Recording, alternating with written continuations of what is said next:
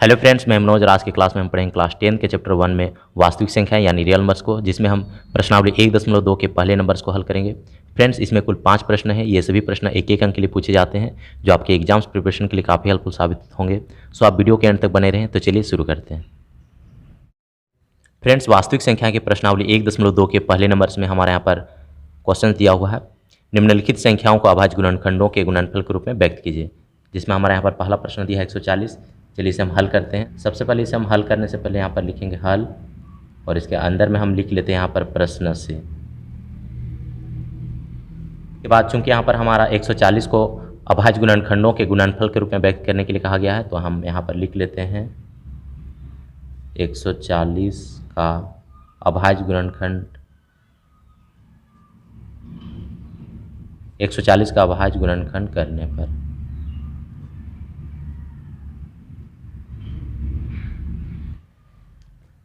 चलिए यहाँ पर हम लिख लेते हैं 140, और हम इसका साइड में रफ वर्क कर लेते हैं। 140 का हम यहाँ पर अभाज्य गुणनखंड कर लेते हैं। ये हमारा 2 से डिवाइड हो जाएगा। 2 सत्ते 14, पीछे एक 0 हो गया। फिर हम इसे 2 से डिवाइड कर सकते हैं। 2 तिया 6, एक बच जाएगा, एक 0 के साथ मिलकर यहाँ पर 10 हो जाएगा। 2 पचे 10। फिर इसे हम 5 से डिवाइड कर सकते हैं। 5 सत्ते 35, और फिर 7 को हम 7 से डिवाइड कर सकते हैं। 7 एकम 7। फ्रेंड्स, यहाँ पर जो हमारा 140 का हम अभाज्य गुणनखंड किए हैं, इसे हम गुणनफल के रूप में यहाँ पर हम लिख लेते हैं। तो इसे हम लिख सकते हैं 2 × 2 × 5 × 7। सबसे पहले हम इसका अभाज्य गुणनखंड कर लिए और इसे हम गुणनफल के रूप में लिख लिए हैं। इसे हम और अच्छे तरीके से लिख सकते हैं। चूँकि यहाँ पर 2 × 2 है, तो हम यहाँ पर 2 का स्क्वायर लिख सकते हैं, और ये हमारा हो जाएगा 5 × 7। इसी तरीके से हम बाकी प्रश्नों को भी एक एक करके हल करेंगे।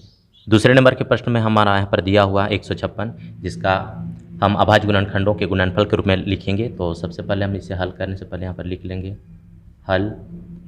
यहाँ पर अंदर में हम लिखेंगे इसको प्रश्न से। फ्रेंड्स, इसे आप ज़रूर लिखें, इसे एक तरीके से मैथ का आभूषण भी कहा जाता है।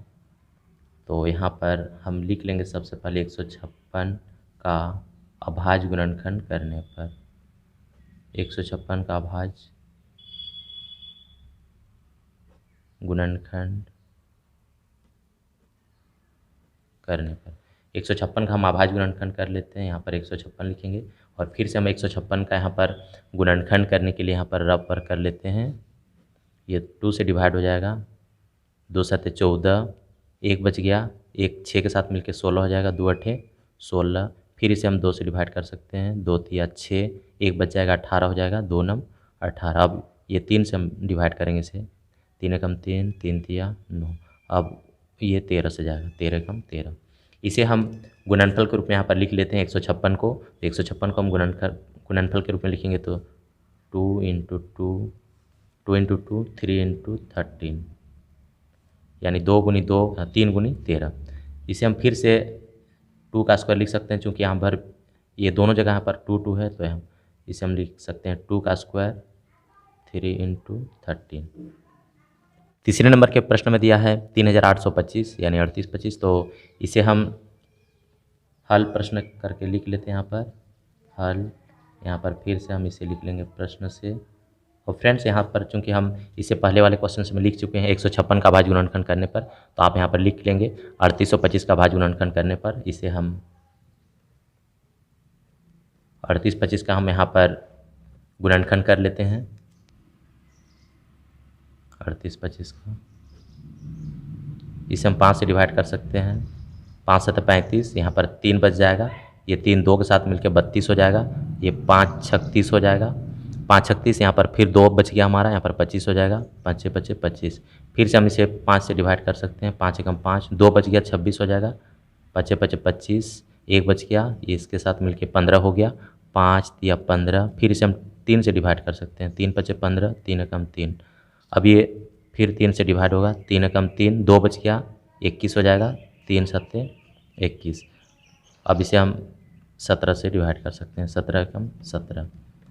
चलिए इसे हम गुणनफल के रूप में यहाँ पर लिख लेते हैं 3825 को। तो पहले हम 3 को लिख लेंगे यहाँ पर। 3 × 3 × 5 × 5 × 17, यानी 3 × 3 × 5 × 5 × 17। इस रूप में हम इसे लिख लिए हैं। यहाँ पर फिर से हम थोड़ा सा इसको 3 3 है तो हम इसे 3 का स्क्वायर लिख सकते हैं। यहाँ पर 5 5 है तो इसे हम लिख सकते हैं 5 का स्क्वायर और यहाँ पर हो जाएगा हमारा 17। ये हमारा फाइनल आंसर होगा। इसी तरीके से हम बाकी प्रश्नों दो जो और प्रश्न बचे हुए हैं उसे भी हम हल करेंगे। चौथे नंबर के प्रश्न में हमारे यहाँ पर दिया हुआ है 5005, जिसका हम अभाज्य गुणनखंड के गुणनफल के रूप में व्यक्त करेंगे। तो सबसे पहले हम फिर से यहाँ पर लिख लेंगे हल प्रश्न से, और यहाँ पर जो 5005 है इसे हम अभाज्य गुणनखंड के रूप में लिखेंगे। तो 5005 का सबसे पहले हम यहाँ पर गुणनखंड कर लेते हैं। 5005 का भाग, फ्रेंड्स यहाँ पर आप अभाज्य लिख लीजिएगा।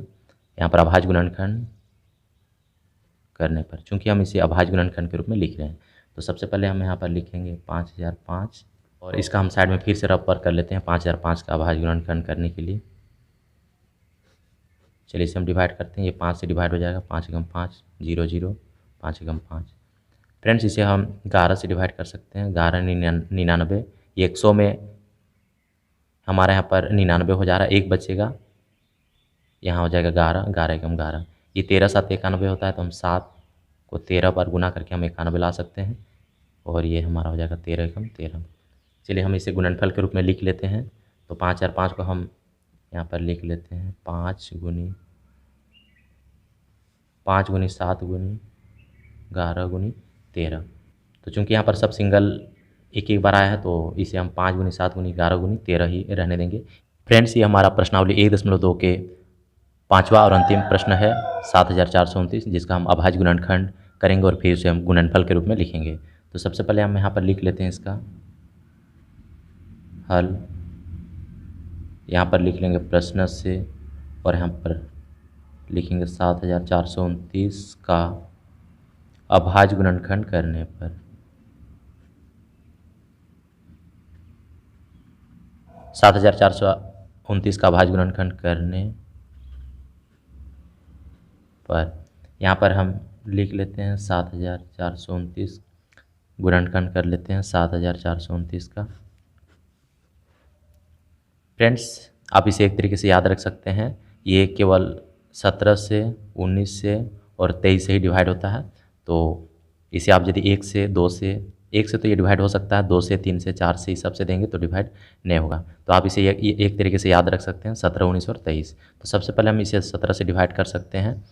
17 चौके 68 हो जाएगा। यहाँ पर हमारा 74 है, 74 में यदि हम 68 घटाएंगे तो 14 में 8 जाएगा तो 6, यहाँ पर हमारा बचेगा 6 6 2 के साथ मिलके हो जाएगा 62।